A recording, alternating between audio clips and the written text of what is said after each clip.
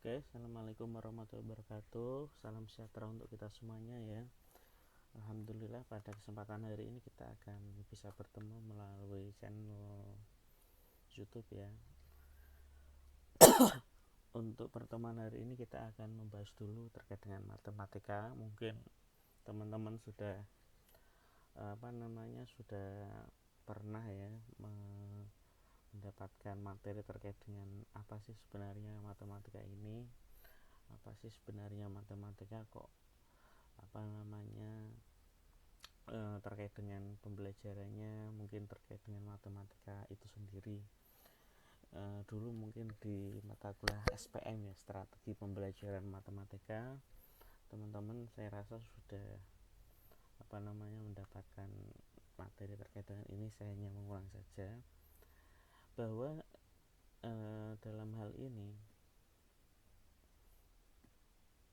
matematika itu bisa diartikan dengan ilmu yang membahas tentang angka-angka dan perhitungan, mungkin seperti itu terkait dengan matematika. Kemudian juga bisa dikatakan bahwa ilmu yang membahas fakta-fakta dan hubungannya itu juga bisa. Kemudian juga ilmu yang membahas tentang ruang dan bentuk, nah itu berarti terkait dengan dimensi ya, atau terkait dengan bangun, apa gitu, dia itu bangun datar atau mungkin bangun ruang. Kemudian bisa saya katakan bahwa matematika adalah ilmu yang membahas logika dan masalah numerik ya, itu metode numerik misalkan, atau mungkin terkait dengan logika ya, itu juga bisa. Atau mungkin ilmu yang mempelajari hubungan pola, bentuk, dan struktur, itu matematika. Kemudian juga bisa dikatakan bahwa ilmu tentang bilangan, hubungan antara bilangan dan prosedur operasional yang digunakan dalam menyelesaikan masalah mengenai bilangan. Nah, jadi tergantung dari sudut mana orang memandang, itulah matematika. Dan mungkin juga masih banyak lagi pengertian terkait dengan matematika selain yang telah saya sampaikan di sini.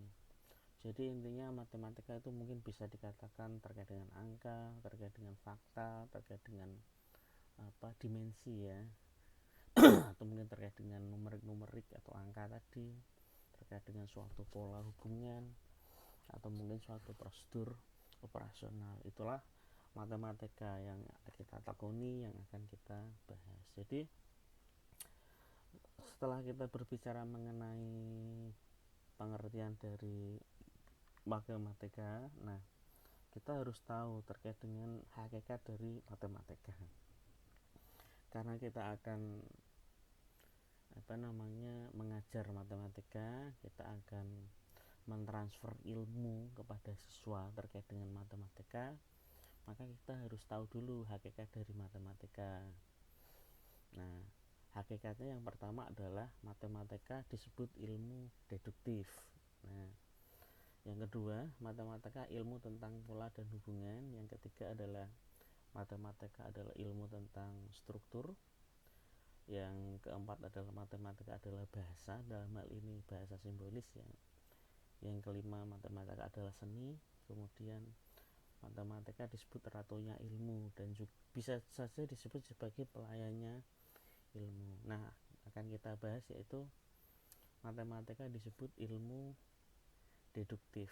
Nah, dalam hari ini proses mencari kebenaran atau generalisasi ya, dalam matematika berbeda dengan ilmu pengetahuan alam dan juga ilmu pengetahuan lain. Misalkan gini, untuk ilmu pengetahuan selain matematika, misalkan kita memiliki di fisika misalkan ya, kita memiliki logam misalkan, kemudian kita panaskan, logam itu menuai ya, atau mungkin meleleh ya, dia akan berubah bentuk, dia itu mungkin akan bengkong. Kemudian kita punya logam yang lain, kita lelehkan lagi, menuai lagi, kita punya logam yang lain lagi, kita lelehkan lagi. Kemudian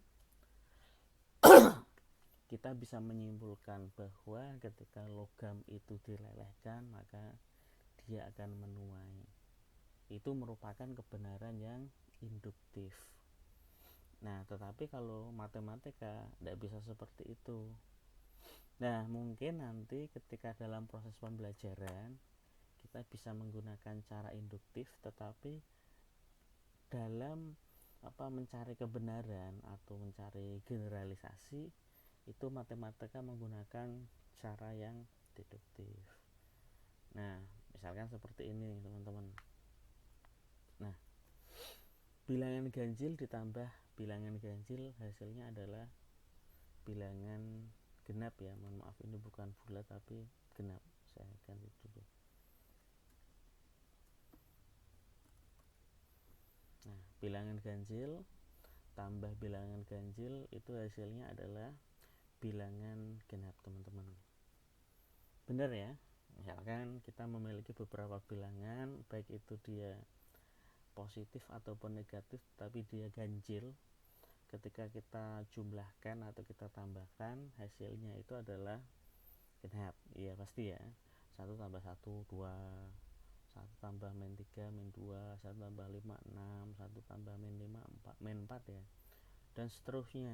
Nah, ini memang kalau dalam proses pembelajaran ke siswa memang kita harus menggunakan cara induktif. Nggak boleh kita pakai cara deduktif, nanti siswa kita bingung.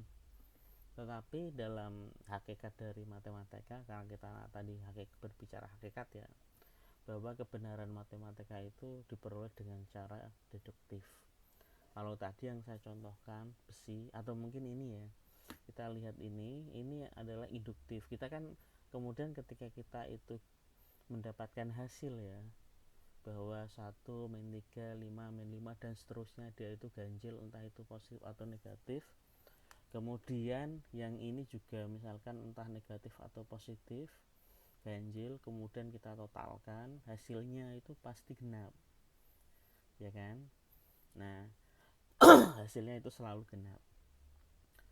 Tetapi dalam kebenaran matematika, hasil di atas belum dianggap sebagai suatu generalisasi ya, suatu kesimpulan. Nah, meskipun kita mencoba atau memberikan contoh-contoh yang atau dengan bilangan yang lebih banyak lagi. Nah, makanya itu adalah suatu kebenaran dari matematika. Nah, caranya gimana? Bahwa pembuktian secara deduktif lah yang dikatakan sebagai kebenaran dalam matematika, atau mungkin proses mencari kebenarannya. Nah, di sini bisa kita misalkan, misal A dan B adalah bilangan bulat ya, entah itu bulat positif atau negatif.